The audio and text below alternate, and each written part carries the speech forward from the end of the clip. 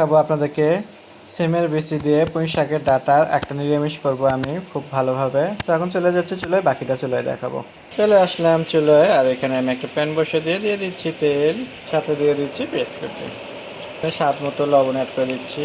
এখন আমি পেঁয়াজটাকে কিছুক্ষণ ভেজে নেব সুন্দরভাবে। পেঁয়াজটাকে আমি একটু ভেজে নিলাম, আর এখন দিয়ে দিচ্ছি হলুদ পাউডার আর একটু বাটা মশলা, হাফ চামচ আদা বাটা, চামচ রসুন বাটা, চামচ মরিচ বাটা। ঝাল কম হবে, আমাদের এই মরিচের প্রচণ্ড ঝাল, এর জন্য করে আমরা সবসময় কম দিই, যেহেতু আমরা ঝাল কম খাই।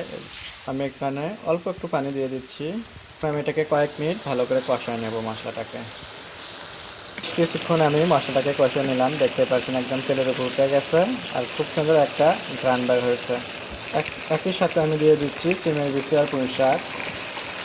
এখন ভালো করে আমি মশলার সাথে মিশে নেবো। আপনারা ভাবতেছেন শুধু আজকে রান্না করতেছেন নিরামিষ, এর কেন? তো আমরা তো সব সময় চিংড়ি মাছ দিই বেশিরভাগ সময়ই। তো আজকে চিংড়ি মাছ দিচ্ছি না আমি ইচ্ছে করে, কারণ চিংড়ি মাছ তো রেগুলার খাওয়া হয়। এর জন্য করে আজকে মনে করলাম যে একটু আলাদা করে এমনি খেয়ে নিচ্ছি। আর এর সাথে আছে আমাদের আজকে গরুর মাংস ভুনো। তো গরুর মাংস ভুনোটাও আমি পাশে চুলে বসে দিচ্ছি, ওটাও একটা এক নজর দেখা দিচ্ছি আপনাদেরকে। এক নজর দেখেন গরুর মাংস আমরা ভুনা করতেছি। তো গরুর মাংসের রেসিপিটা আজকে আমি এর সাথে নিচ্ছি না, এটাকে এমনি আমি রান্না করতেছি, শুধু একটা রেসিপি আপনাদের জন্য নিচ্ছি। তো গরুর মাংস ভুনাটা আমি লাস্ট আবার একটু দেখাবো এটার সাথে।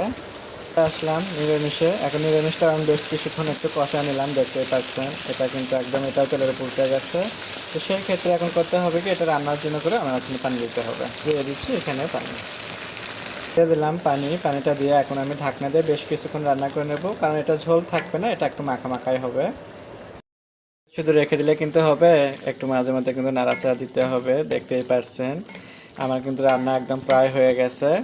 এখন আমি এখানে একটু দিয়ে দেব কর্নফ্লাওয়ার, খুব সামান্য দিয়ে দেব, তাহলে কর্নফ্লাওয়ারটা দিলে কি হবে, একটু মাখা মাখা গাঢ় হয়ে যাবে। ঝোল তরকারি সবসময় কিন্তু একটু তেল ভাসে, তো কর্নফ্লাওয়ারটা দেওয়ার কারণে তেলটাও কিন্তু কম ভাসবে। তো কর্নফ্লাওয়ারটা দিয়ে দিলাম, দিয়ে আমি দেখছেন নাড়াচাড়া দিয়ে নিচ্ছি এখন। আর এখন দেখতেই পাচ্ছেন তেলের ভাবটা কিন্তু চলে গেছে, তেল কিন্তু এখন দেখা যাবে না তেমন একটা, মনে হবে তেল ছাড়া রান্না করলাম আমরা। বেশি তেল দেখা গেলে প্রান্তরে তখন কিন্তু আবার বাড়ির যে সদস্য আছে তারা কিন্তু একটু বেশি কথা বলে ফেলায় যে এত তেল দিয়েছি এত তেল, কিন্তু ঝোলের তরকারিতে কিন্তু তেল দিলেও উঠবে না দিলেও উঠবে, খুব একটা কম দিলেও তেল উঠবে। সেই জন্য করে ওরা তার সেটা বুঝবে না, সেটা বোঝানোর জন্য করে এই যে আপনাদেরকে বুদ্ধি শিখালাম যে আপনারা এভাবে ময়দা কিংবা কর্নফ্লাওয়ার দেবেন, তাহলে দেখবেন যে এখানে তেলটা ভাসবে কম। তো আমার রান্না হয়ে গেল, আশা করি আপনাদের ভালো লাগবে। আপনাদের যদি ভালো লেগে থাকে স্বাদ ও স্বাদের গল্পের সাথে থাকবেন, বেশি বেশি করে শেয়ার ও কমেন্ট করুন। নতুন নতুন ভিডিও দেখার জন্য সাথে থাকবেন। সবাই ভালো থাকবেন, আল্লাহ হাফেজ।